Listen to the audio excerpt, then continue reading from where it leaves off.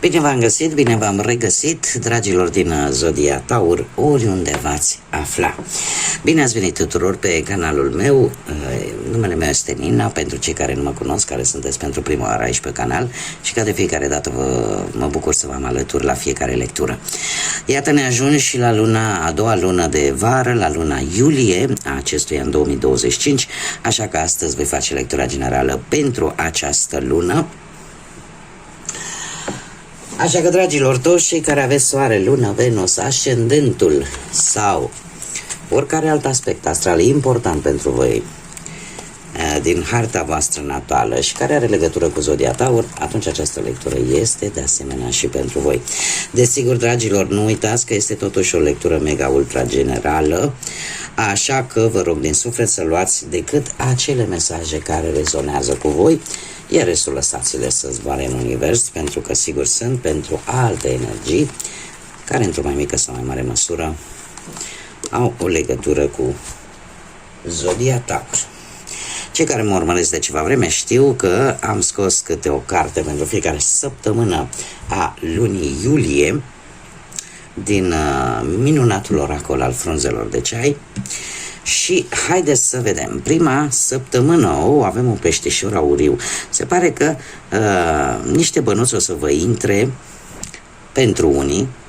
O să fie așa ca o surpriză bănească sau voi veți crește la nivel spiritual, în sensul că vă veți simți un pic sau un pic mai mult o anumită forță divină, ceva care să vă ridice moralul, ceva care să vă facă să mergeți înainte. Deci dacă nu vorbim de o sumă de bani, atunci vorbim de o stare foarte bună din punct de vedere spiritual. Avem a doua săptămână va fi o săptămână un pic în așteptare. Se pare că veți aștepta niște vești, niște noutăți, un pachet, vreo scrisoare, vreun e-mail, ceva care pentru voi este foarte important.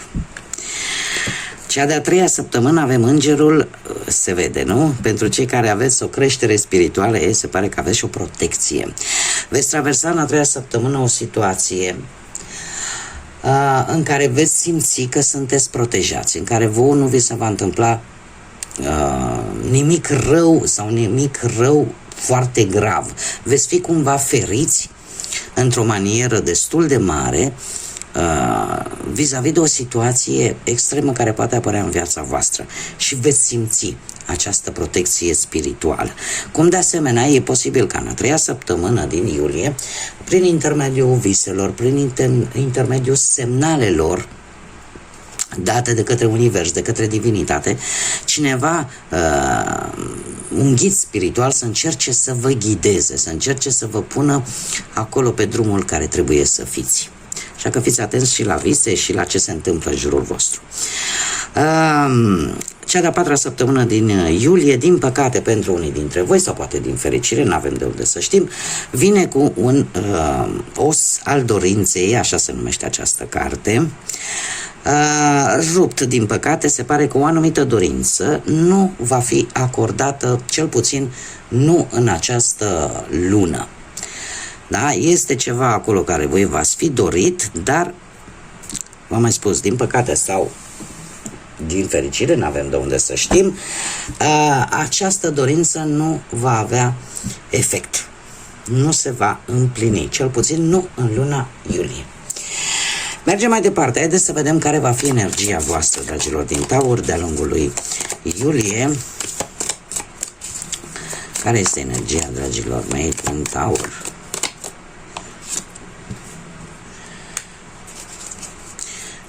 O energie de unificatoare, de colaborare, de a fi dispuși să faceți un compromis vis-a-vis de o situație, vis-a-vis de o persoană.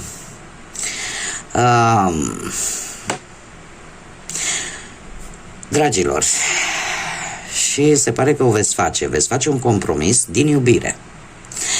Din iubire, din faptul că ceva există aici.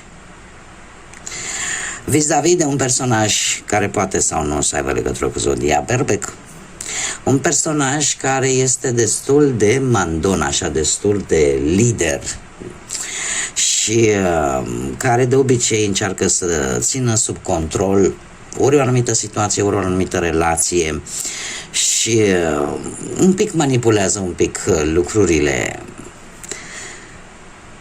Să zicem, are așa un caracter manipulator, așa, dar voi sunteți dispuși, ca din iubire în primă fază, din câte văd eu aici, sunteți dispuși să faceți un compromis. Acum, poate să fie vorba pe plan profesional, să fie vreun șef, să fie vreun coleg, să fie vreun asociat, poate să fie și pe plan sentimental, să fie cineva din viața voastră, în care voi să fiți dispuși, dom'le, sunt dispus să fac compromisul ăsta pentru că, din cauza că, voi știți. Dar cam asta este energia așa, în mare.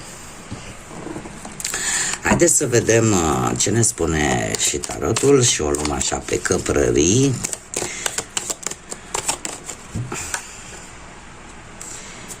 Da, ceva se va schimba, dragilor, ceva se va schimba și ceva foarte important, ceva care vă va lua pe nepusă masă. Poate să fie pe orice aspect al vieții, fie el profesional, material sau sentimental, dar ceva, o surpriză, la 180 de grade va veni în viața voastră. Bun, haideți să vedem.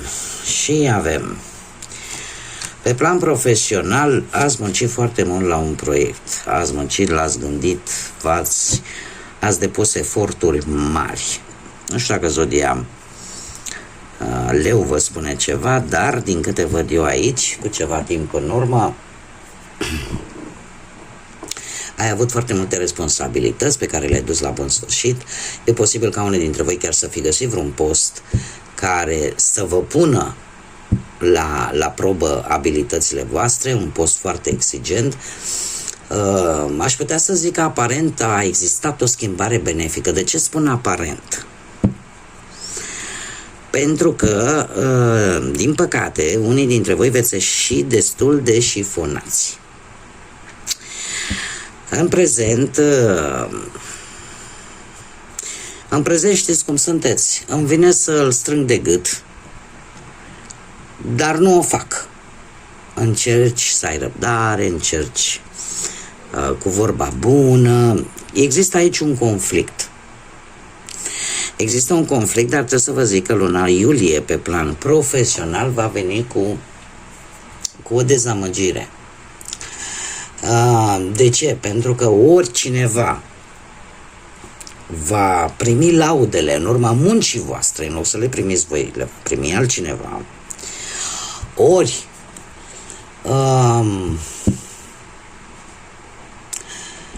vă veți gândi să căutați în alt loc, poate o altă activitate. De ce? Pentru că aici se pare că veți considera că alegerea voastră, din punctul ăsta de vedere al carierei, nu a fost una tocmai inspirată și consecințele pe care le trageți și pe care le veți vedea de-a lungul lui iulie vor fi unele destul de neplăcute pentru voi. Din păcate. Pe plan financiar. Pe plan financiar ați făcut ceva împreună cu o altă persoană.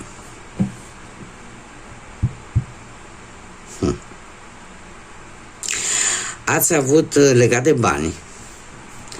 Cu acest doi de cupe se pare că finanțele voastre au fost destul de echilibrate cu ceva timp în urmă. Nu ai avut nici prea mult, nici prea puțin, cam atât cât îți trebuia. Doar că în prezent, cu această regină de spade, avem zodii de aer care pot fi implicate într-o anumită situație financiară, Gemeni, Balanță, Vărsător. Este cineva puternic, cineva care joacă un rol important în acest moment din punct de vedere financiar în viața voastră. Se pare că trebuie să vă folosiți destul de mult inteligența, să nu cheltuiți în primul și în primul rând impulsivi, să nu prea dați banii așa în stânga și în dreapta și să încercați să fiți destul de imparțiali când este vorba de bani. Folosiți-vă mai mult rațiunea, mai mult logica și încercați cumva să vedeți realitatea într-o manieră un pic mai dură în ceea ce privește banii. Luna iulie vine cu acest 6 de monede, vine cu o situație un pic karmică. Dacă n-ai avut, o să ai bani, da? Dacă ai dus lipsă, vei avea. Și eu aș mai spune că este pentru unii dintre voi e posibil să vină anumite sume de bani, dar nu vă bazați pe noroc. Vor fi niște bani care vor veni în urma efortului vostru, în urma unei munci, în urma a ceea ce voi unde voi ați depus efort. Da? Nu știu, că poate să fie un ajutor financiar, dar pentru că voi ați făcut ceva. Da, de asta îi spun că este o carte karmică, pentru că ne vorbește de un ajutor pe care voi l-ați dat cumva în trecutul vostru și acum, într-o formă diferită, posibil se întoarce la voi. În urma unui gest pe care voi l-ați făcut. Mergem mai departe, cei care sunteți într-o pereche pe plan sentimental, ce va duce luna iulie? Dragilor, se repetă zodia Berbec pentru unii și desigur zodiile de aer în permanență văd că se repetă, Gemeni, Balanță, Vărsător. Avem un cavaler de spade cu ceva timp în urmă în relația voastră, posibil să fie avut așa să fie avut parte posibil chiar și de o nouă reîmpăcare pentru cei care ați fost mai distanțați. Doar că aici cineva vrea să se impună, că este perechea voastră, că sunteți voi. Este cineva care ține foarte mult la tradiții, care ține foarte mult la reguli, la ordine în relația sa. Nu știu, pentru unul dintre voi sau... Da, pentru unul dintre voi, partea materială cât și cea, aș zice, intimă, sunt foarte importante și sunt foarte puternice, chiar și în acest moment. Iar iulie vine cu o decizie. Cu o decizie din partea voastră destul de dificilă. De ce? Pentru că e posibil ca unii dintre voi să vreți să luați, să faceți un pas, dar să nu-l faceți din cauza unei temeri, teama de consecințe. Încă probabil că vă simțiți neînțeleși, poate. Mintea vă spune ceva, sufletul vă spune altceva, vă simțiți oarecum neînțeleși. Există într-adevăr o energie foarte autoritară lângă voi. O energie destul de dură, destul de... cum să spun eu, o atitudine de lider, cum să zic eu, ca de conducător de oști, da, foarte dur așa, și lucrul ăsta pe voi de-a lungul lui iulie vă face un pic să vă puneți niște semne de întrebare și să ziceți, Doamne, ce fac? Uite, totuși, știi, inima îmi spune asta, dar mintea îmi spune altceva. Simțiți nevoia de a avea o înțelegere în relația voastră. Acum trebuie să vă spun că se pot rezolva problemele interne. Da.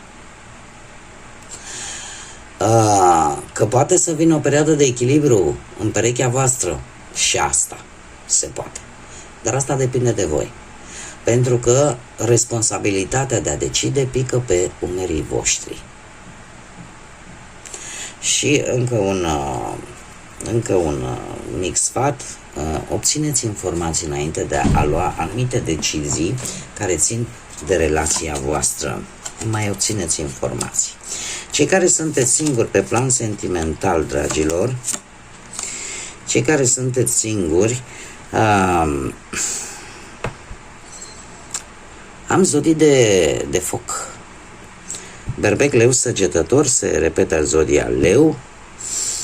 Este cineva aici care cu ceva timp în urmă se pare că a prezentat interes pentru voi.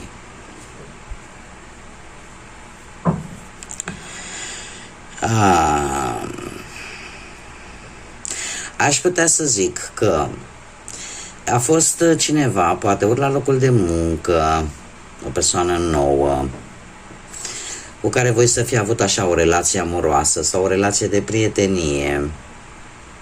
Sau poate că unii dintre voi ați găsit pe cineva prin intermediul poate al internetului, la vreun concert, la vreun eveniment. Este cineva care vă va atras atenția, doar că este cineva foarte dominant și cu care veți avea de furcă. De ce zic acest lucru? Dar veți avea de furcă, dar până la urmă în ce sens veți avea de furcă? Este cineva care atrage atenția și care e posibil să aibă și alți doritori. Voi veți fi puși, poate chiar în acest moment, deja sunteți puși în situația în care va trebui să luptați, poate, pentru această energie. Chiar dacă sunteți conștienți că interesul este și la alte persoane, și la alte energii, vis-a-vis de persoana voastră de interes. Trebuie să vă spun că luna iulie pentru voi va veni cu un soare, va veni cu lucruri pozitive pe planul ăsta sentimental pentru cei care sunteți singurei.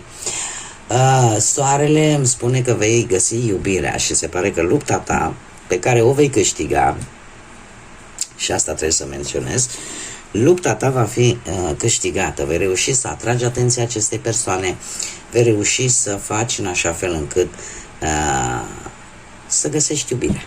Atât de simplu cu această carte. Și, cum am mai spus, se repetă zodia Leu pentru cei care rezonează cu această zodie. Haideți să vedem inițiale de nume, prenume, porecle sau pseudonim de persoane cu care voi veți interacționa sau care vor avea o anumită importanță pentru voi de-a lungul lunii iulie. Și avem prima literă, care este litera B.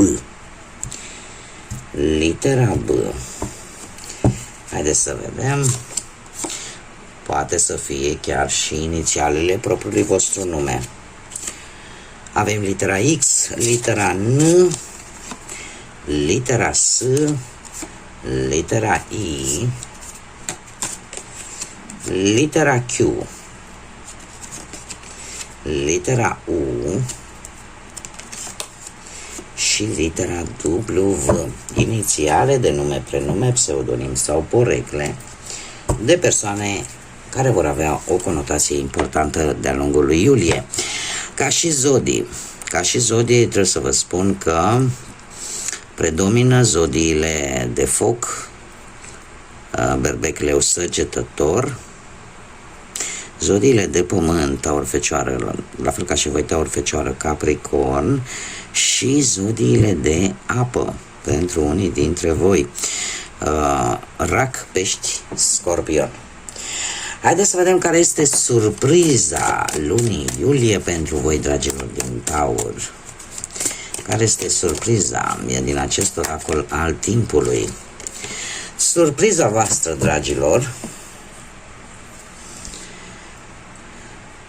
avem mai multe variante. Poate veni în data de 12 a acestei luni, în 12 zile de când voi vedeți această lectură, sau în 12 săptămâni de când voi urmăriți această lectură. Este ceva important pentru voi, este poate o surpriză, așa cum am cerut cărților, dar care va avea o conotație foarte importantă. Eu aș spune că e posibil să fie vorba despre o situație care să implice poate mai multe persoane, poate să fie vorba de o creștere, poate să fie vorba de o creștere a optimismului, sau pur și simplu tu îți vei da seama de ceva important.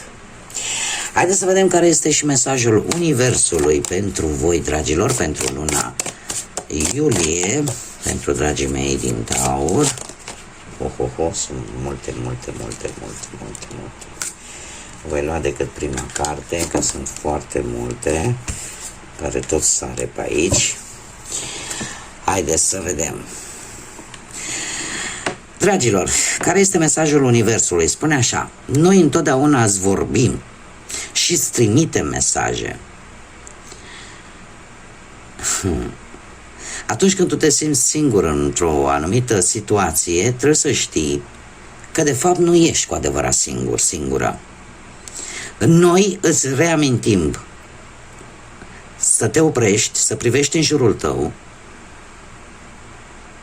și să crezi în altceva, în ceva mai mult, în ceva mai mare. Pentru că noi îți vom ține spatele. Când folosește acest pronume personal, când se referă la noi, e vorba poate de divinitate. E vorba poate de acele energii creative din univers, care printr-un dialog foarte personal cu voi, spune în felul următor, că noi tot încercăm să-ți vorbim, să-ți trimitem mesaje. Probabil că voi ați cerut ceva la un moment dat, în vreo lună plină ați cerut ceva.